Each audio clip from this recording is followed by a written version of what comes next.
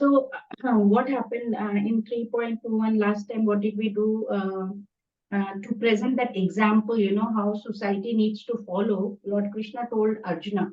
He said, "You must do karma yoga, Arjun."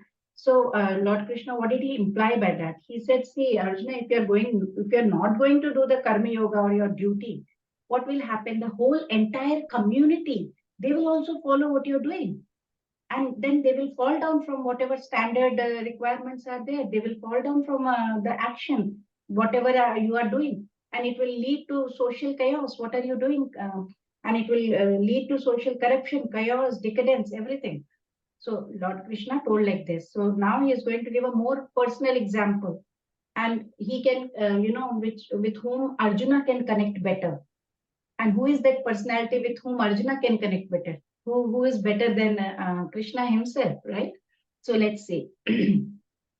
Those who want to read the translation, please raise your hands so that you can get the chance to read. Name parthasti kartavyam trishu lokeshu kinchana nanavaptamavaptavyam varta eva cha karmani. Yes, please, Prabhuji. Hare Krishna. Hare Krishna Mataji. O Son of Father, there is no work prescribed for man within all the three planetary systems, nor I am in want anything, nor I have a need to obtain anything, and yet I am engaged in prescribed duties. Hare Krishna Mataji. Hare Krishna. So this one we did yesterday, right? Till here we did yesterday. So today we are doing this one. यदि यहं न वर्तेयं जातु कर्मण्य तन्द्रितः मम वर्तमानुवर्तन्ते मनुष्याः पार्थ सर्वशः. Yes, Nikta Mataji. Hare Krishna. If I ever fail to engage in carefully performing prescribed duties, O Partha, certainly all men would follow my path.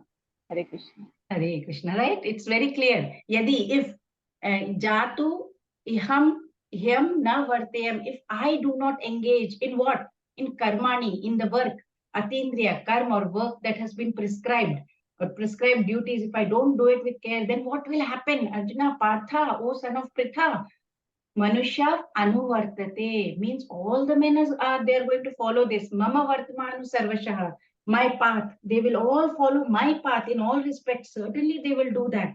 So Lord is himself following all the rules and regulations when he is coming down on this earthly planet. In his divine pastimes, whatever pastimes he is doing on this earth, Lord Krishna was playing the role of a king. He was playing the role of a great leader. He appeared in this material world as the son of the king Vasudeva from Vrishni dynasty, right? That dynasty is known to be very righteous dynasty. If Lord Krishna did not perform his duty, his Vedic activities, his prescribed duties, then what would happen? The lower, lesser known personalities, they will think, okay, I can follow in these footsteps. It's fine. If he can do, why can't we? Thinking, violating them is a standard practice, It's okay to practice violating. Srimad Bhagavatam also it is written. It is understood from Srimad Bhagavatam that Lord Krishna, he was performing all the religious activities, all the religious duties at home. He was doing the role of a required householder, whatever is required as a householder. Lord Krishna, he would do his Vedic rituals. It's said that he would get up in the morning, do his sadhana. He would take care of his wives. He would take care of his kids, his family. Whatever is prescribed in the Vedas, he was doing that. And whenever Narad Muni would come and visit him, you know what? He would just get up, give him a higher asana, higher seat, and then he would sit down lower and ask for his instructions. Just see how he is. He is the Lord. And he is doing that. What for? What is the use? To set an example for all of us, conditioned souls, especially the householders, and how they should conduct themselves, how we all householders should conduct ourselves. So question comes that why should Lord, from whom all the Vedas have come, all the Vedas have emanated, why should he follow Vedas and his injunctions? So for that, Lord Krishna is telling that he follows the prescribed duties so that others will also follow what he is doing. Lest what will happen? He will be at fault for leading everybody in the wrong path, right? So Arjuna, you are also expected to do that. With this, Krishna will talk about what will happen if he does not follow the injunctions. Let's see. Utsideyurime lokaha na kuryam karma chedaham sankarasya ch kartasyam upahanyami maaf prajaha. Yes, Pratima Mataji, Hare Krishna. Hare Krishna. If I did not perform prescribed duties, all these worlds would be put to ruination. I would be the cause of creating unwanted population, and I would thereby destroy the peace of all living beings. Hare Krishna. Hare Krishna. So what Lord is trying to tell here, Chetaham, if I, Kuryam Karma, I don't do the work, what will happen, he says.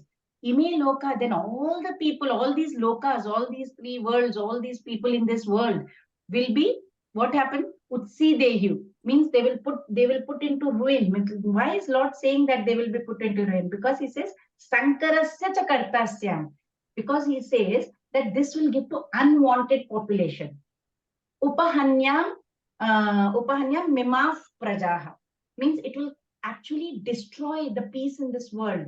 Whole praja is there, right? All this praja, living beings. It will destroy the peace in this world. So if you remember, Arjuna first time used Varna Shankara in chapter 1, verse somewhere around 37 to 43 in those verses. He had said, right? One of them was, please, if you are not reading the translation, you can mute yourselves, please.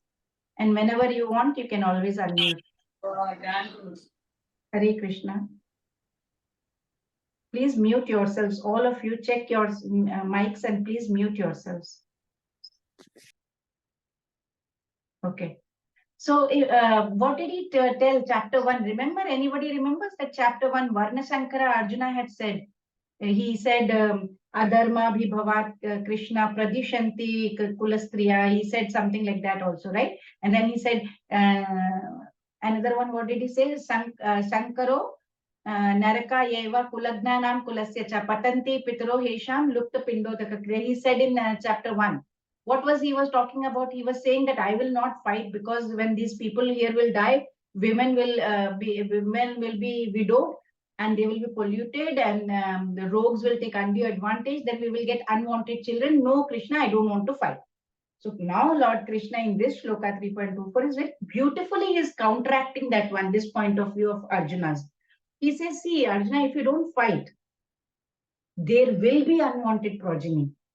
But I say by not following your prescribed duties, everyone will imitate. Then it will result in complete chaos in the society. People will say, oh, Arjuna did not fight. Okay, it's okay not to do prescribed duties. It's okay to just leave, let go of all our duties. There will be complete pandemonium in the society. It will result in unwanted progeny because people will say, no need to follow any rules and regulations. It is other way around. Arjuna says Krishna now. Because see, Lord Krishna is the father of all the living entities. And if the living entities are misguided, indirectly, who is responsible? Lord. So wherever there is general regard of regulative principles, Lord himself comes down and he comes and he corrects the society, right? Paritranaya sadhunam. He does all that. Vinayashaya cha dushkritam, dharma samsthapanatya sambhavam yuge. He comes. Whenever there is any problem, he will come to correct the society. But we have to be, it's very important to understand that even though we have to follow the Lord's footsteps, we have to remember we cannot imitate him. Don't imitate. So when Lord Krishna appeared on the earth, he came as form of human being according to us, right? He conducted himself in the way, manners appropriate for the position as Lord Krishna, as a member of a very royal warrior class. He acted that way. If he had acted otherwise, what would have happened? Other human beings would have imitated him, thinking that, okay, it's okay to copy the conduct of, he is such a great, worthy son of, oh, Vasudeva, oh, no problem, let's copy him. Had Lord Krishna failed to perform Vedic duties, human beings would have followed his example and would have gone away from this karma yoga into the state of chaos. What would have happened? Serious offense would have happened and Lord Krishna would be considered to be at fault. So he's explaining to Arjuna, Arjuna, see, if you do not fulfill your occupational duty, it will cause chaos in the society. Don't do this. we should always consider the position of Ishwaras, those who are actually controlling the whole movements of sun, moon, everything. They are superior, right? Without such power, one cannot imitate, we cannot imitate Ishwaras, right? Like Lord Shiva. What did Lord Shiva do? When Samudra Manthan happened, right? Churning of the ocean. He drank poison, right? He was, can anybody else do that? There are so many pseudo devotees of Lord Shiva. They want to indulge, they want to smoke ganja and marijuana and intoxicating drugs and all that, forgetting you are imitating Lord Shiva, but can you drink poison and stay alive? No way, right? So there are so many pseudo devotees of Lord Krishna also. They want to do his rasa leelas and all that. They are forgetting his. They can just ask them to lift the Govardhan hill on their little finger. So it is best not to imitate the powerful. Simply follow their instructions, right? We will be able to follow their instructions. That's it. There are so many incarnations of God, right? So similarly, Arjuna, who was he? He was a world-class, famous for being undefeated in battle. And he was the brother of virtuous King Yudhishthira. So if he refuses to fulfill his duty to protect the dharma, then what about other people, other noble warriors? They will follow his example. They will also renounce. They will also go away. They will also renounce the prescribed duties of protecting the dharma or the righteousness. What will happen? Ultimately, destruction, right? The whole world will be destroyed. Everybody will do whatever they like. There will be complete chaos. Benefit of entire human race, entire welfare. Lord Krishna is telling Arjuna, coaxing Arjuna, please do not neglect performing your Vedic duties, prescribed Vedic duties, activities. So very strongly is coming on to Arjuna. And next verse also he will talk about the attached and the ignorant worker, or you can say detached or learned worker. Let's see that. Sattah karmanya vidvanso yatha kurvanti bharata kuryad vidvanstaka sattah chikeshwarloka sangraham. Yes, please. Neha Mataji, Hare Krishna. Hare Krishna Mataji. As the ignorant perform their duties with attachment to results, the learned may similarly act, but without attachment for the sake of leading people on the right path. Hare Krishna. Krishna is talking about what? Two categories of people. One is Vidwan, knowledgeable. Second, Avidwan, ignorant. So Lord is going to tell about the characteristics of these people. What is Lord trying to tell us? Yatha avidvamsa means ignorant men. Ignorant men, what do they do? Kurvanti. What do they perform? They perform their work, their duties. How do they do their work? Sattah karmani. Sattah karmani means what? They are attached to the results of their work. Whatever they are doing, they're attached to their prescribed duties.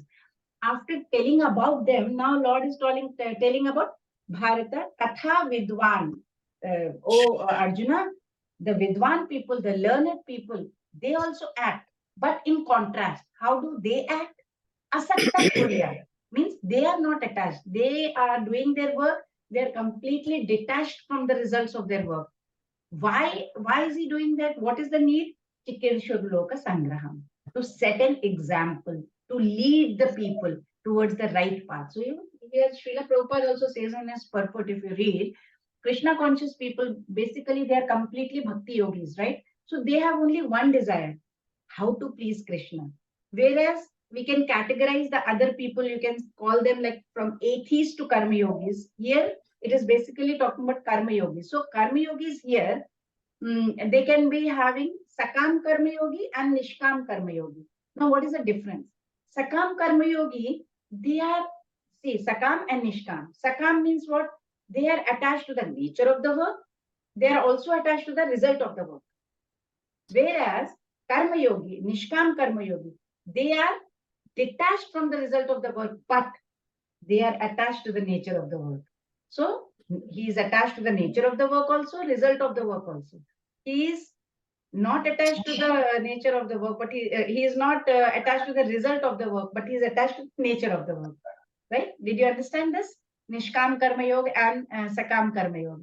So whatever results it might be, but at the same time, he is little bit attached, Nishkam Karma Yoga is little bit attached to the nature of the work for their own sense gratification. So we can see the very desire of the people. What is the idea? Idea is that ignorant person, he acts very eagerly. Why? Because he'll get some personal happiness, right? He wants something for himself. But whereas wise man, when he acts, what happens? He will also act with the same eagerness, but for the welfare of others. That's the difference. So externally, if you see, both look very knowledgeable, both look very learned. They look alike. Like, for example, let's say both are eating food. We can relate to food more often. So both are sitting and having food. But one who is not in Krishna consciousness, he is eating to satisfy his own tongue, the boneless muscle, which is very voracious. Whereas the Krishna conscious person, he is eating to honor the prasadam, the bhoga which he offered to Lord Krishna, he is honoring the prasadam. That's the difference. Similarly, we can see that, the non-Krishna consciousness and Krishna consciousness person, like for example, say exercise, both go to the gym, both want to remain fit. But the one who is not in Krishna consciousness, he is doing exercise because he wants to be fit, he wants to live, he can enjoy the sense gratification, he can have a lot of material stuff around him. But who is in Krishna consciousness? He is wanting to be fit too, so that he can serve Krishna till the last breath. That is his desire. Krishna, keep me fit so that I can walk to the temple. I can use my hands to serve you. That's how he thinks. That's his desire. That is why he wants to take care of his body. So here we can see the desire in the mood therein, right? Externally, both seem to be doing the exercise. Internally, the whole desire is completely different. We can also see same thing in bhakti also, right? One who is not in bhakti, one who is in bhakti. The one, both of them go to earn money. Both of them are working in the office. Both of them want to earn money. The one who is not in Krishna consciousness, he wants to earn money so that he can have loads of money to satisfy his senses, to buy property, to buy car, to buy, go around the world maybe, or enjoy, have parties, spend on luxury products, etc. Whereas the bhakti yogi, the Krishna consciousness person, he will want to go and earn money too. He also wants to earn money, but he wants to earn money for his necessary survival, and also to give it to the temple, maybe buy some books like, Bhagavatam, Bhagavad Gita, gain knowledge, right? And all that. And also wants to save some money for his retirement also, right? So that he can retire and become full-time devotee of the Lord. Otherwise, who is going to pay money for his necessities, right? So he has to save money too. So Lord Krishna is urging Arjuna, like these ignorant people, they are doing all the ritualistic duties. Wise men also do the duties, Arjuna. They are also doing it dutifully. Both of them do. But the ignorant are doing for material rewards. The wise men don't do for material rewards. They are setting up an ideal for the whole society so that the whole society can follow them. Srimad Bhagavatam also says that one should continue to perform the karma or the work as long as one has not developed the renunciation from the sense objects. Just don't early say, oh, I want to leave everything and go. Premature renunciation is not advised by Lord Krishna over here. So, particular situation in which Arjuna finds himself is Dharma Yudh, right? This Kurukshetra Yudh is a Dharma Yudh. So, for the welfare of the society, Arjuna should perform his duty as a warrior, right? So, let's see how learned and ignorant men act also. So, this is the differences in desires. The one who is a devotee, he wants to satisfy all Krishna completely. He wants to satisfy Krishna. He works without attachments, and to set an example, lead people on right path. Whereas the ignorant person, he wants to satisfy one's own senses. So he is working with attachment to himself. Question sometimes comes in our mind, should we tell our relatives, our friends, that you should do this, you should not do this, try to be in Krishna consciousness, you should be devoting more time in bhakti, do some chanting, read from scriptures. Are we supposed to do that? Are we supposed to tell our relatives? Next shloka, Lord Krishna is going to clarify this point. Na buddhi vedam janayed yajna yajnanam karma sanginam joshayet sarva karmani vidvan yuktas Samacharan. Sorry. Anuja Mataji, Hare Krishna. Hare Krishna. So, as not to disrupt the minds of ignorant men attached to the fruitive results of prescribed duties, a learned person should not induce them to stop work. Rather, by working in the spirit of devotion, he should engage them in all sorts of activities for the gradual development of Krishna consciousness. Hare Krishna. So let's see. No, let's say Arjuna asks Krishna, how should knowledgeable people deal with this ignorant people?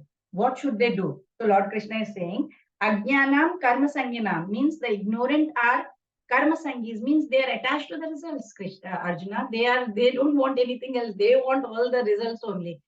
And in general, the learned men, they're not supposed to do, they're not supposed to deal with them. Na buddhi bedam janayet. One should not go and disturb their mind. Here is the answer for all of us.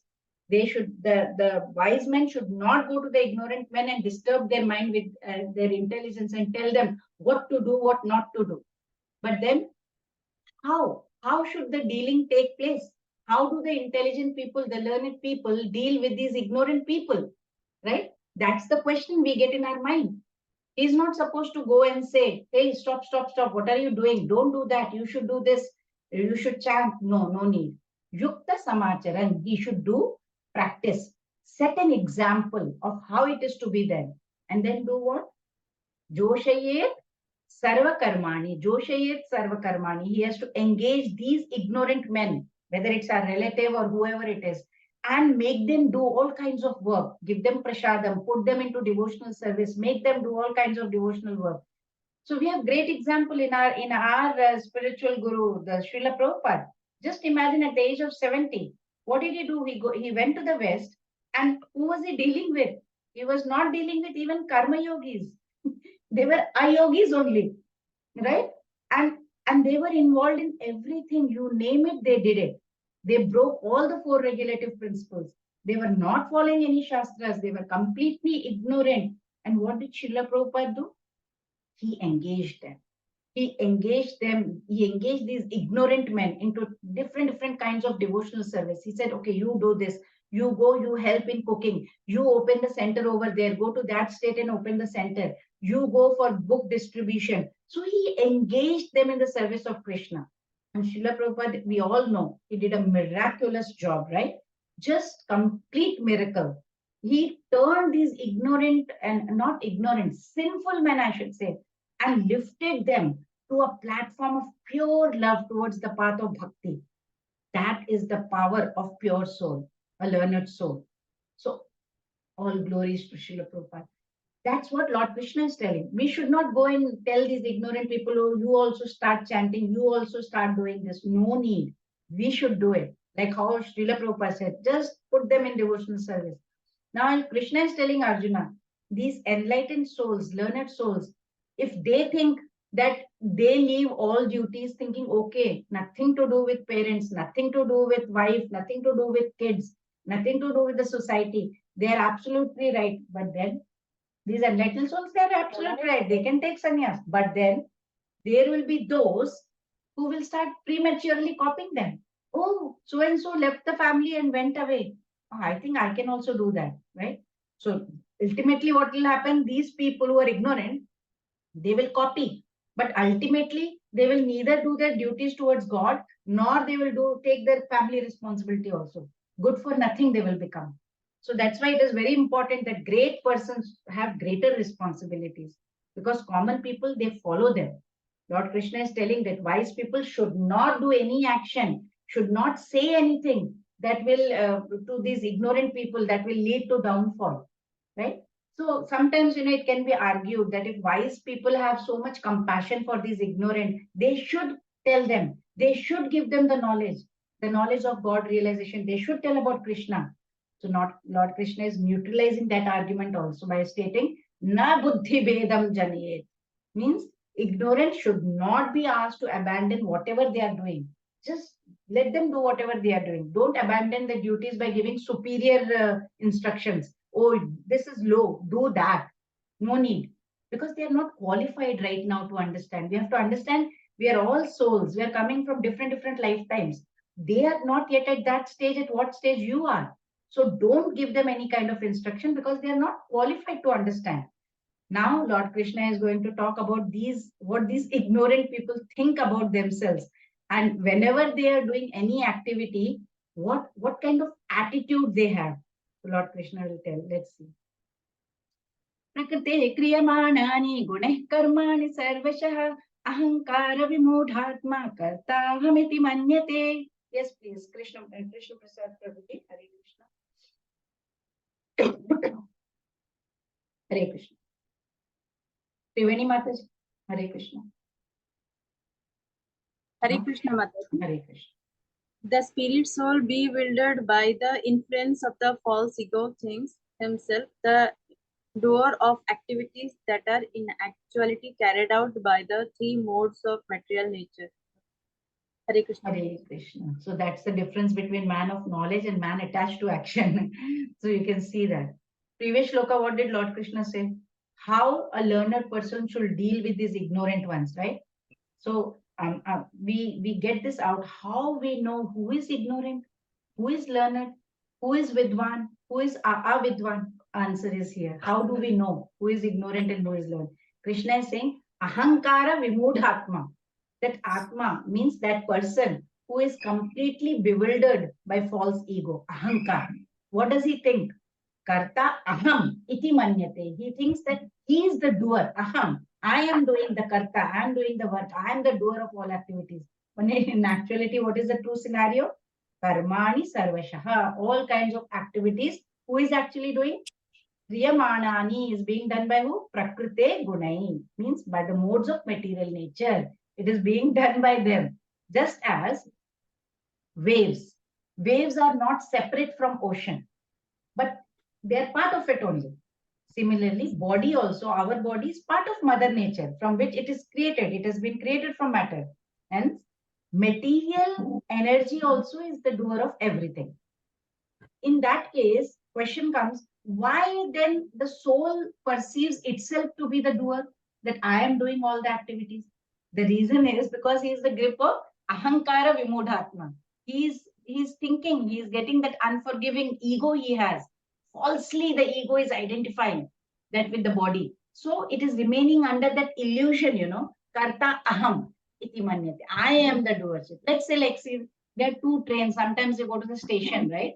We see two trains. They are there. We are sitting in one of the trains and they are standing side by side on the railway platform. And the passenger on one train is fixing. We look at the other train. We are sitting and looking at other train. For example, when the second train starts moving, I don't know whether you have realized or not, it seems as the first one is moving. Similarly, the immobile soul also, it identifies with the mobility of the Prakriti. Prakriti is moving and the soul is there, but soul thinks that the soul is only moving. That's the illusion it has, like the trains, just a crude example. So it perceives itself to be the doer. The moment the soul is away from this ego and it surrenders to the Lord, then it realizes, oh, I am not anyone to do. Who am I to do anything? So we may have that question that if soul is the non-doer, then why is it implicated? Why is it said, oh, you have to go through the karma and whatever result of karma by action for actions performed by the body? If body is performing karma, why soul has to be getting the implication in law?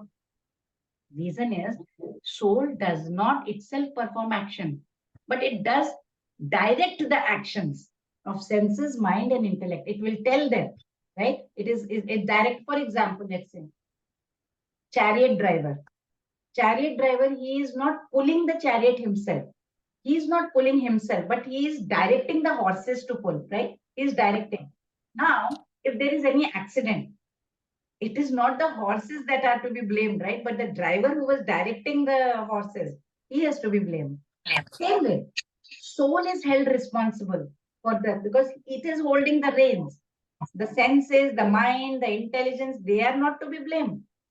The soul is held responsible for the action of mind-body mechanism because senses, mind, intellect, they are working on receiving inspiration from the soul.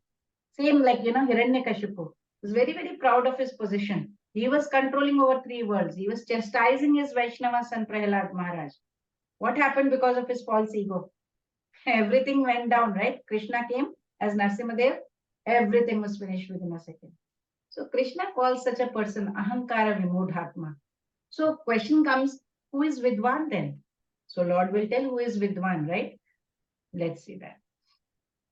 Tattvavittu mahabaho gunakarma vibhagayoho guna guneshu vartante iti matva na sajjate. Hare Krishna. Mataji, Mataji, I want to say something. Mataji, I want to humbly request somebody out of the participants who have unmuted his mic. So please, can you unmute yourself? Can you mute yourself? Please take no offense. Hare Krishna. Kindly everyone mute yourself, and whenever it is time for you to read, you can always unmute yourself. I have not muted anyone. If that is going to go on, then I will have to mute everyone. So let's not do that. I don't want to do that. Thank you, Mataji. Ekambar Prabhuji, please mute yourself. Okay. Yes, Rajeshri Mataji, would you like to read? Hare Krishna Mataji. Hare Krishna. One who is in knowledge of the absolute truth, O mighty arm, does not engage himself in the senses and sense gratification, knowing well the difference between work in devotion and work for fruitive results. Hare Krishna Mataji. Hare Krishna. So Lord Krishna is going to describe who is Vidwan, who is knowledgeable. What is that? See, let's see what is the difference between ignorant and the knowledgeable. Number one, I will give you 5 points. Number one, desire. Ignorant person is Ahankara Vimodhatma. He is always thinking how to satisfy his senses, how to get whatever material benefits he can get. And Vidwan is always thinking how to serve the Lord. So desire is there in both of them. His desire is how to gain money, how to get property and all that. And Vidwan's is how to serve the Lord better. So number one, desire. Number two, what is the difference between ignorant and the knowledgeable? Position. So a learned person knows that he's stuck in this material world and he has to somehow get away from these shackles of death and birth and death. Yeah, he finds himself to be in a very awkward position. He wants to just get away from that, right? An ignorant person, he is like living very happily, thinking that this is happiness. So that's his position. Number three, what is the difference between ignorant and the knowledgeable person? Knowledge of realization. So learned person, knowledgeable person, or you can say Tattvavit, he knows different levels of realization of Supreme Personality of Godhead. He knows Brahman, Paramatma, Bhagwan, Brahmeti, Paramatmeti, Bhagwan iti Shabdite. He knows different realizations. He understands how Bhagwan realization is the topmost realization. Ignorant person doesn't know anything about this realization. Number four, what is the difference between ignorant and knowledgeable person? The Tattvavit or the knowledgeable person, he knows how to dovetail so that when the knowledgeable person understands that Bhagwan is the Supreme Personality of Godhead, he is everything. Everything comes from him. Everything emanates from him. He wants to utilize everything. He wants to dovetail everything in the service of Krishna. Every activity he does, he wants to dovetail towards Krishna.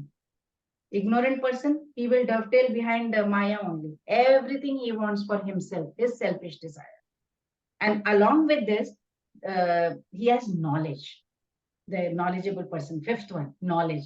He knows, he is the part and parcel of Krishna. He knows Krishna is Sat Chit Ananda Vigraha. He knows Sat means eternal, Chit means full of knowledge, and Ananda means full of bliss. He knows that we are part and parcel of Lord. Like Krishna says, Mamai Vamsho Jiva Loke Jiva Bhuta Sanatana. All these living entities are my part and parcel. So he knows that. He knows if Krishna is Satchitananda, we are also Satchitananda because we are just part and parcel. Just like a gold and a gold small particle. A gold small particle is also having that quality of gold, but not the quantity, right? So that is also gold. He knows, the knowledgeable person, that a small screw in a typewriter or any machine, it must remain with the whole machine. Suppose a small screw is there, it should remain in the typewriter machine, right? Then it will have value.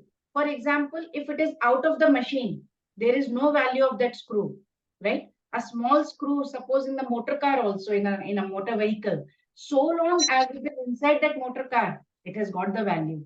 As soon as it is thrown out of the car, it has no value.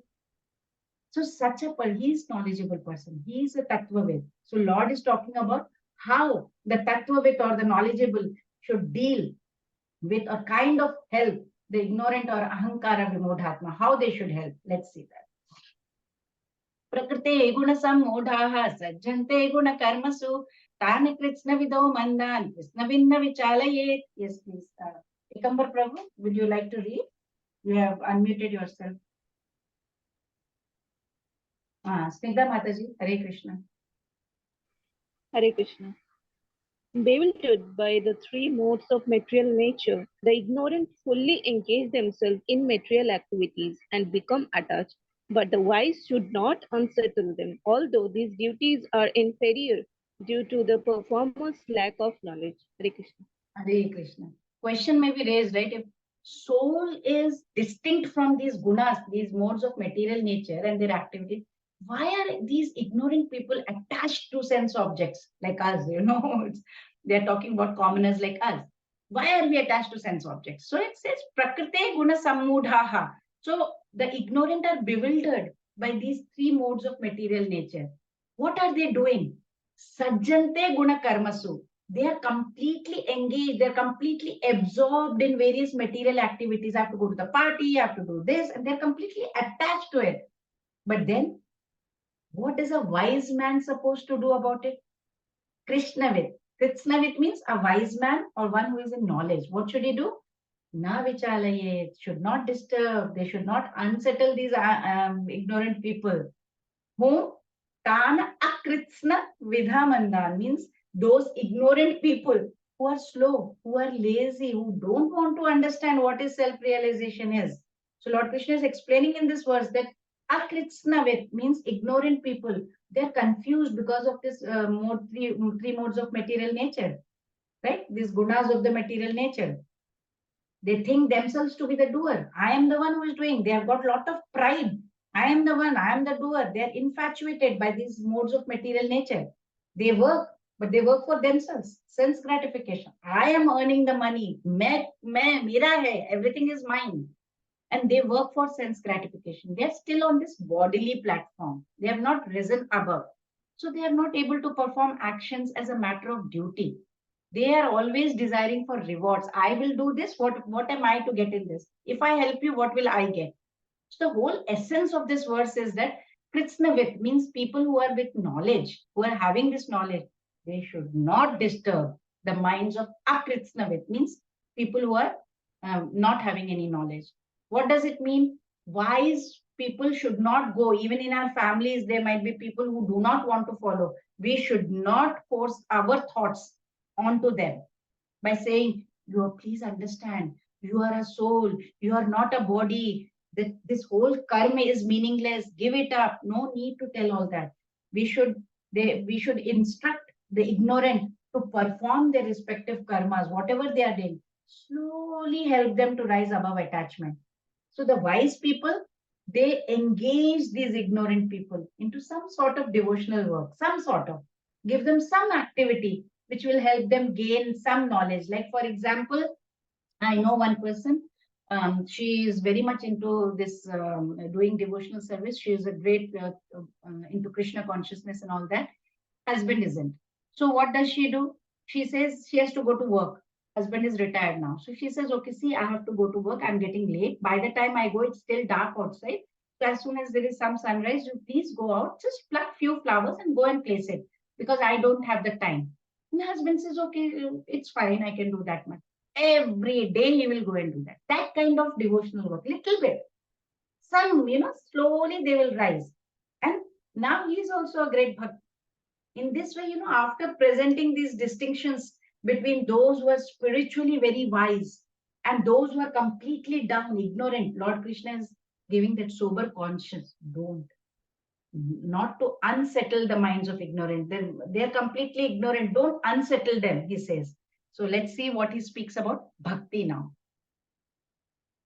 Mai sarvani karmani sanyasya adhyatma chetasa Nirashir nirmamo bhutva yudhyasva vigatachvaraha. Yes, Anuja Mataji, Hare Krishna. Hare Krishna. Therefore, O Arjuna, surrendering all your works unto me with full knowledge of me, without desires for profit, with no claims to proprietorship, and free from lethargy, fight. Hare Krishna. Hare Krishna. This verse is the heart of this chapter. It's conveying the central theme of this chapter. Lord is revealing to Arjuna definite discipline. That is what is going to lead us to the highest goal, right? Typical style, Lord, very typical style, his own style Lord Krishna has, he is telling on this topic. And then finally he's presenting the whole summary. What is he saying? What is Lord telling Arjuna? He says, oh Arjuna, you have to surrender all your work, activities, whatever you're doing, you have to surrender everything. Have complete knowledge of your own self. Rest your thoughts on the God without having any kind of desire for profit, without thinking that I am the proprietor, I am the doer. Don't be in that doer mode. Without being lazy, without being lethargic, Arjuna, in that mode, please get up and fight for the pleasure of Lord. Like for example, if there is a cashier may be counting millions and millions of dollars for his employer, but he does not claim even a cent for himself. Why? Because he knows it doesn't belong to him, right? Same way, we have to realize that nothing in this world belongs to any of us. Everything belongs to the Supreme Lord.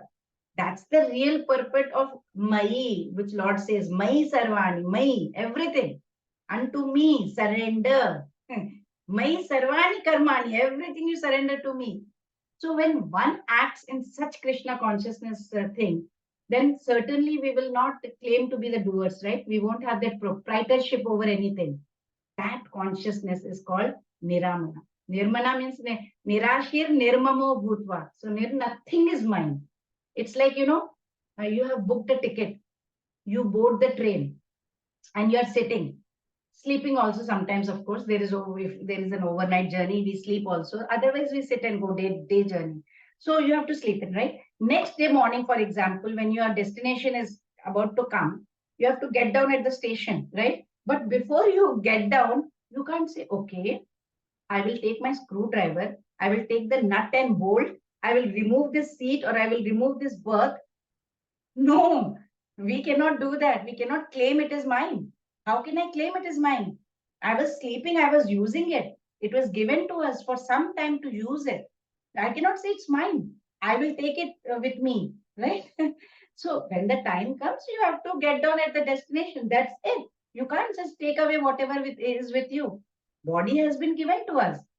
People, the stuff, the relatives, the children, the husband, the things that we are using, everything around us has been given to us, right? To be utilized in a very good manner.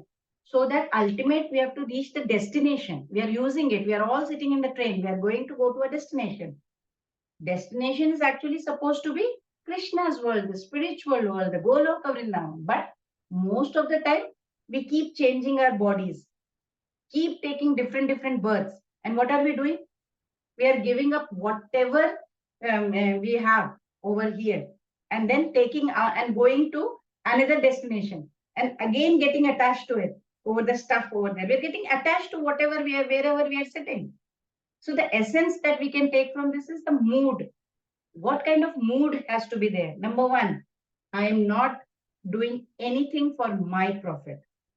Number two, I am not going to be claiming any kind of proprietorship.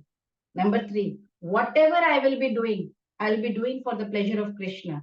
Number four, I should not be taking credit for any action that has been authored by me. I should not be taking any kind of credit. So that should be the mood we should have all the time. That is Krishna consciousness. If you are just simply reading, there's no point. So having said that, what Lord Krishna says is, he is going to tell, if you do all this, then what will happen? If you are going to follow whatever I'm saying, then what will happen? So text 30, we'll see purpose of Bhagavad Gita. Surrender all your work unto me with full knowledge of me, without desires for profit, with no claims of proprietorship, free from lethargy. Arjuna, fight. Ye me matamidam nityam anutishtanti manavaha Shraddhavanto na suyantaha muchyante tepi karmabhihi. Yes, who will want to read? Shravani Mataji. Hare Krishna Mataji. Hare Krishna. Those persons who execute their duties according to my injunctions and who follow this teaching faithfully without envy become free from the bondage of fruitive actions. Hare Krishna. Hare Krishna. Ye me matamidam. Krishna says he's giving mata. Mata means opinion. Very beautiful, right? The Supreme Lord terms the same. Whatever principles are there, Siddhant, he's explaining and he says it's my opinion. So humble of him, right? What is opinion? It's a personal view. Well, principle means you have to follow. This is a universal fact. Everybody should follow. Opinions can differ, right? Amongst teachers, anyone. But principle is always same because it's a universal fact, right? Philosophers, teachers, they name their opinion as principle. This is the principle. They say that. But in Gita, look at Lord Krishna. This is so nice. Ye me mata idam. I am giving my mata. Lord has named principle explained by him as opinion. Very, very humble. By this example, he's teaching us humility and he's telling how cordial he is, right? So he's telling he's asking Arjuna to do the act of fighting, right? So Lord Krishna is pointing out what is the virtue of accepting whatever the Bhagavad Gita teachings are there. If you follow it with faith, very important point, faith, follow them in one's life, then what will happen? Otherwise, there is no point of reading Bhagavad Gita. No point of sitting together and reading anything if you are not following it. We have to not only follow, but apply also.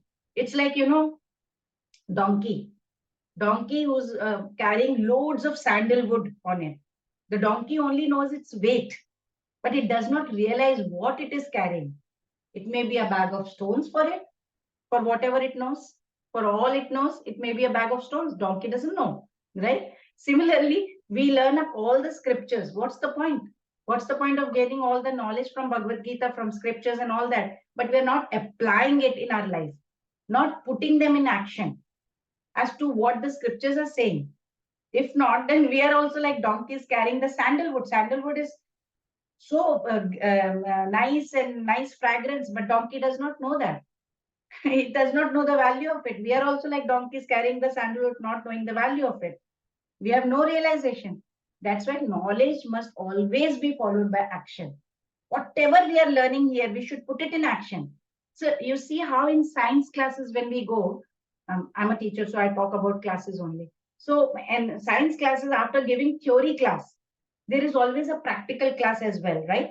So that is to apply the knowledge we have gained and put them into action. So God has given us the knowledge. After giving that, he has given us the free will also, independence also. So it is up to us what we want. For example, we can choose whether we want to spend the evening receiving the knowledge of Bhagavad Gita or lie down on the sofa and watch, maybe with a bowl of popcorn and whatever, and watch a movie, or maybe go out with friends, do some shopping or laze around, do nothing. That's our choice. Even while sitting in this class right now of Bhagavad Gita, you can decide. You have a free will to decide whether you want to focus completely on what is being said, or you can even unmute your mic and go around doing your work somewhere, talking to somebody on the phone while Bhagavad Gita class is going on, or you want to focus completely over here, let your mind loose over there while sitting here also, do some side enjoyment. Every moment we have a choice. Many don't pay attention to what is being said. Only very few are very really seriously sitting and trying to understand and follow.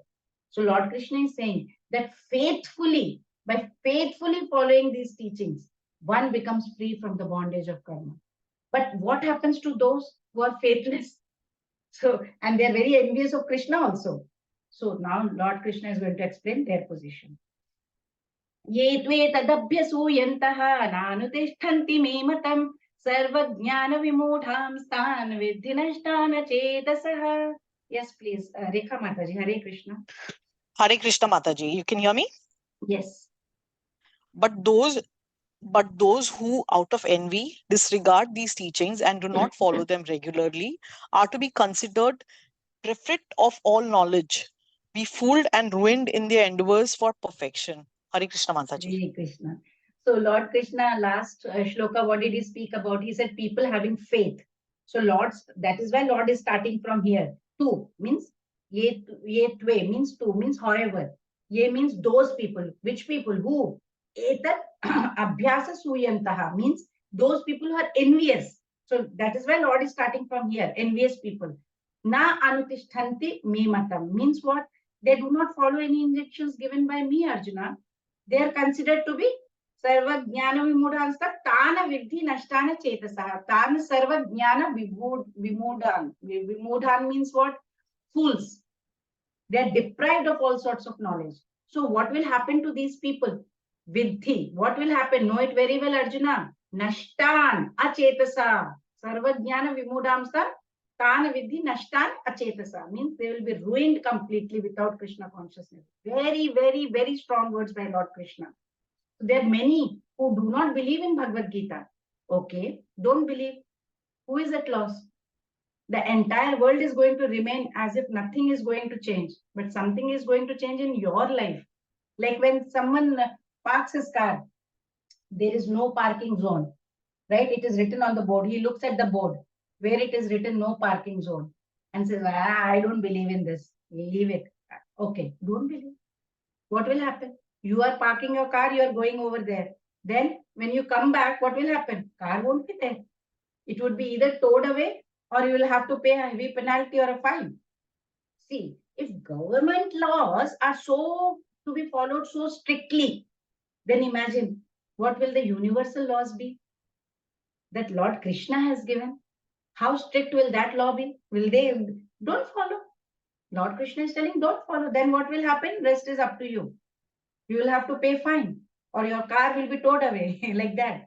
So Lord Krishna has given, say, it's like, instead of giving all the instructions of Bhagavad Gita, say I'm giving a class. Okay, this is not Bhagavad Gita class. Say I'm describing how to make a gulab jamun. So I will say, see, gulab jamun, it is round, it is fluffy, it is soft, it is spongy, it is having a very sweet taste. And you know what? Color also, it can be dark, sometimes light also if you fry light. Yeah. In that case, if I just, instead of all that, why not I just put in the mouth of the person, whoever I'm telling, and the gulab jamun into the mouth and say, how is it? That person would be able to describe much, much better, right? What, instead of me telling in theory so much, so much, so much.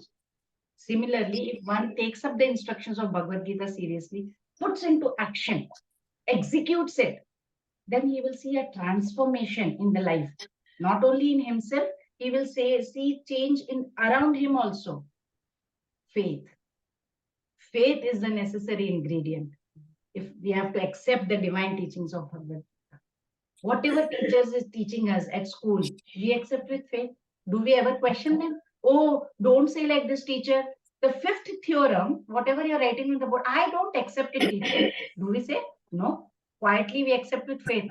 Whatever teacher, we know the teacher knows what she's doing. She's teaching. We accept it. We continue, right? Slowly, slowly, proofs start coming. And then it starts making sense. Oh, this theorem was by this. Oh, okay, this by this is equal to this. Okay. Then it starts making sense. But what was the basic requirement needed? The basic ingredient was faith. Now, scientists have recently said that they have sent this one to Chandrayaan, right? We said, oh, great. We have accepted with faith, right? They said we landed on moon. We have accepted with faith. Did we question them? Did we? No. We are not doubting, right? So many things are happening because of faith. For example, we go to beauty salon, we go to barber shop for a haircut. We have got faith in them that the barber is not going to chop off my head, right? Or if you go to McDonald's, Subway, Pizza Hut, wherever you are going, wherever you go, you have faith that they are not poisoned it with some kind of chemical over there. The moment you have the doubt, you don't have faith, you think you will be able to go anywhere, you will be able to eat the food, you will be able to go to hair salon, you will be able to go to shopping mall. No way. Faith is the basic ingredient needed. Where you place your faith is the biggest thing in life. Wherever we place our faith in our life, that our life turns in that direction. Student, When he goes to senior classes, he goes, meets his other classmates, then he falls into wrong company. He starts doing drugs, starts smoking. What has he done? He has placed his faith in the wrong place. He went on with wrong people.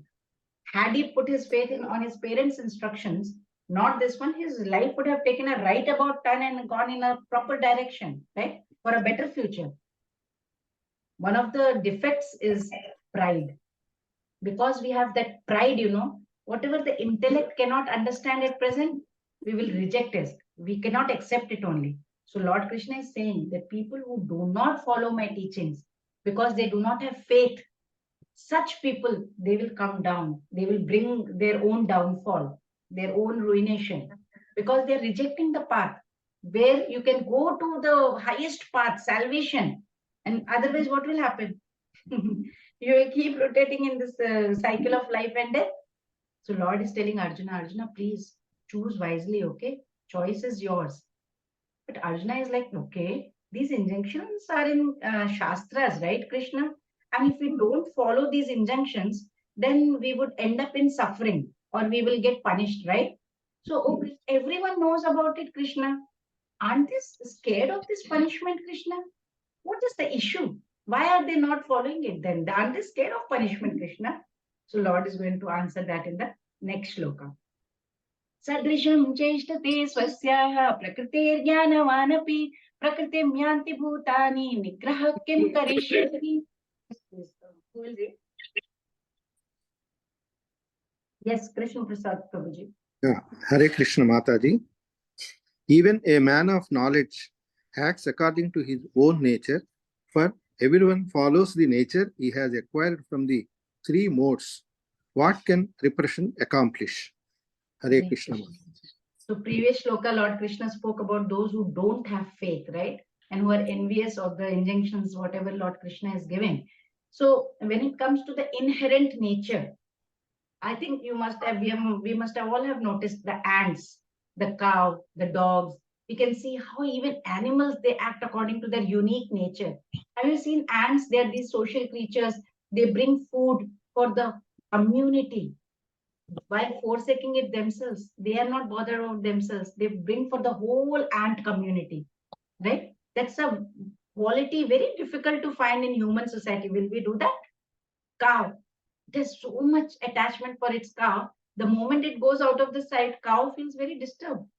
Dogs, they have this virtue of loyalty. So much so, we cannot match it with the best of humans also. Not at all, right? Dogs are so loyal. We humans are also, we are propelled by our own nature, Lord Krishna says.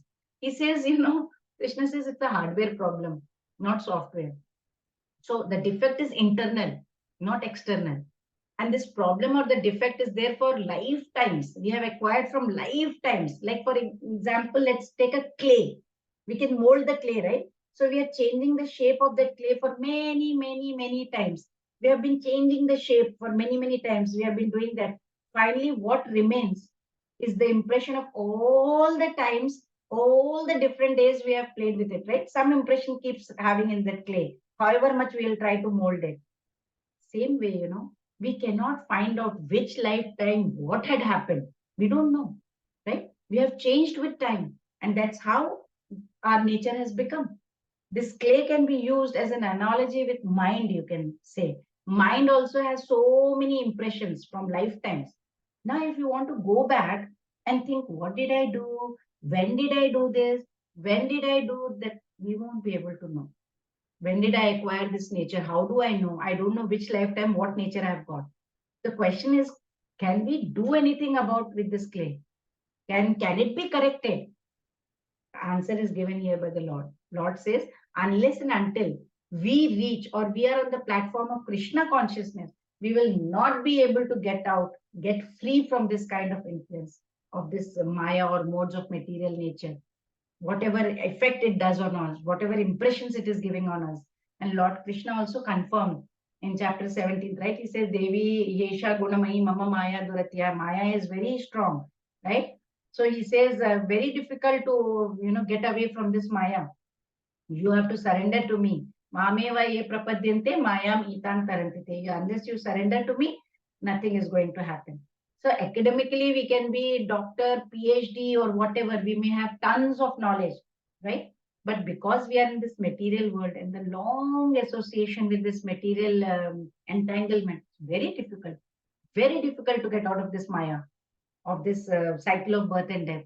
But Srila Prabhupada says we can get out of it the moment we are fully in Krishna consciousness. But at the same time, we should not give up our duty. Srila Prabhupada says, like we have a duty as a mother, as a wife, you may have a duty as a husband, as a son, our office duties, occupational duties. We have so many duties, right? We should continue to do so. And whatever we are doing, let us continue that. At the same time, keep doing devotional service. Srila Prabhupada says we should not suddenly, just one fine day get up and say, I'm leaving everything, right? That is completely artificial, Srila Prabhupada says.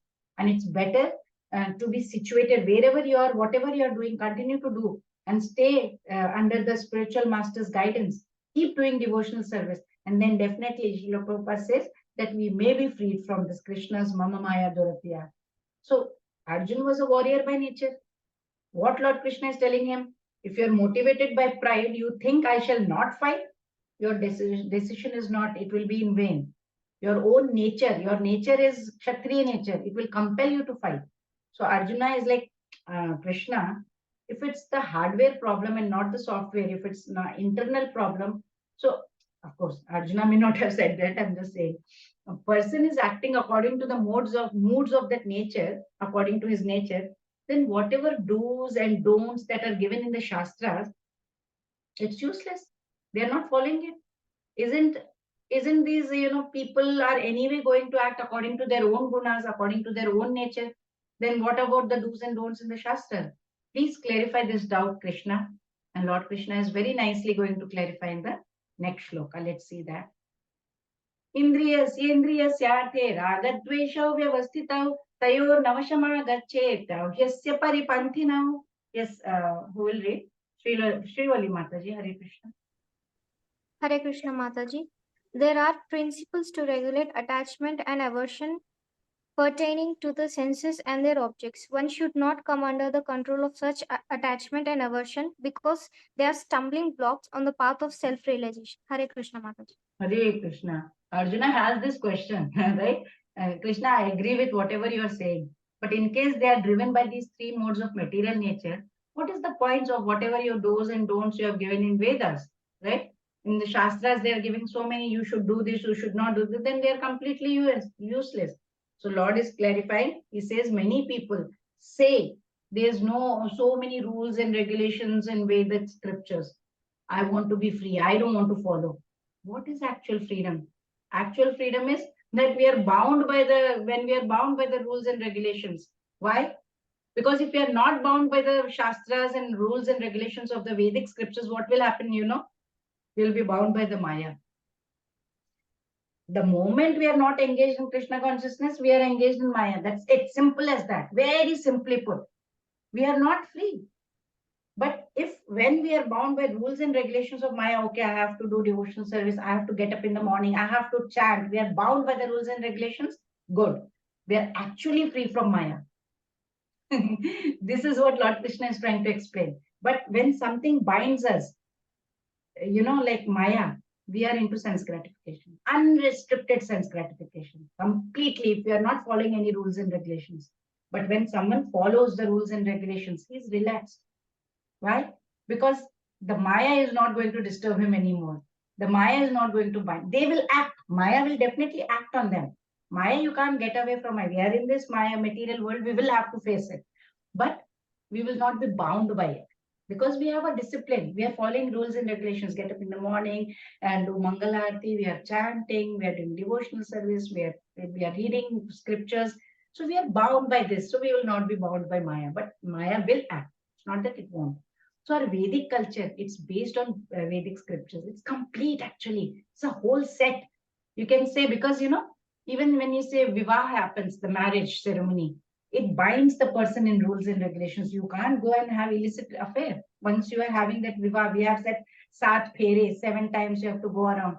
Every Phera has one important point from the scripture. So it binds the person in rules and regulation. It regulates the person in sensual desires. We can see, we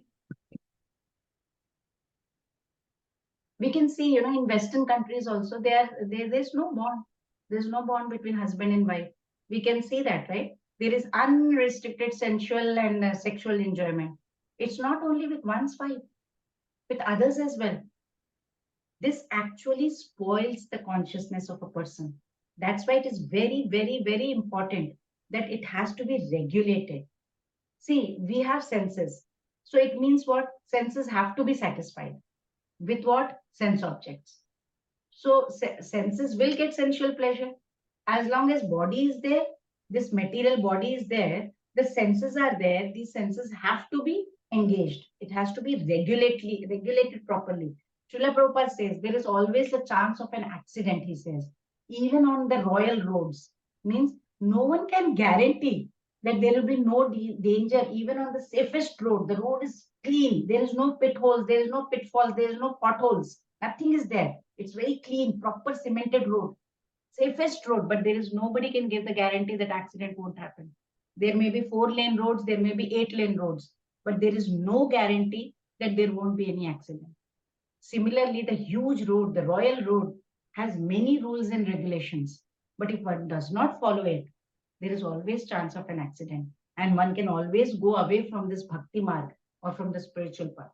So Krishna is not advising that you should run away from the sense objects. He's not saying that you run away from this.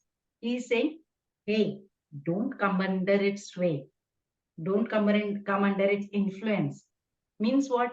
That one should be the master of the senses, not become the slave of the senses or become their victims. As long as we have this material body, we have to maintain this material body. There is no two thoughts about it. We have to utilize the objects around us to maintain this body, right? So Lord Krishna is not asking us, not saying stop consuming whatever is necessary. He's saying try to get away from attachment and aversion. Srila Prabhupada says the best way to attach is attach your senses to Krishna. So next time we will see Raga Dvesha, he says, right? We should come away from this.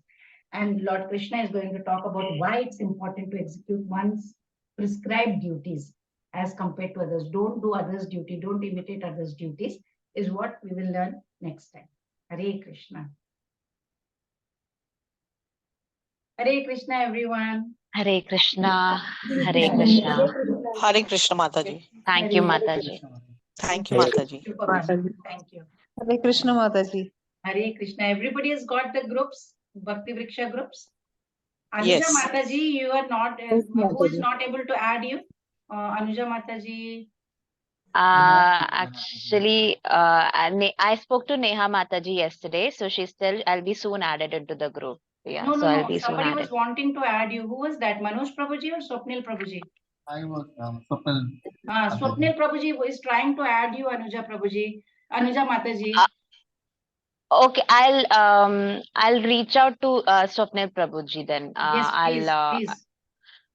I'll take his number from Neha Mataji. I hope she has the number. So I'll take his She number may from not them. have. Swapnil Prabhuji will share in this chat right now. Please note it down. Okay. Swapnil Okay, Prabhuji, sure. if you don't mind. Yeah, okay. He has already Yeah, shared. sure. Very good. Okay. Thank you, Prabhuji. So Yeah, sure, kindly reach Mataji. out to Swapnil Prabhuji and he will help you to get into his group. Guide me further. Yeah. Sure. Okay, Mataji. Thank you. Hare Again, Krishna. Mataji, do you have something? Hare Krishna. Sorry. So Hare Krishna, Mataji. I have not been added. I don't see any group of Bhakti Vriksha. I mean,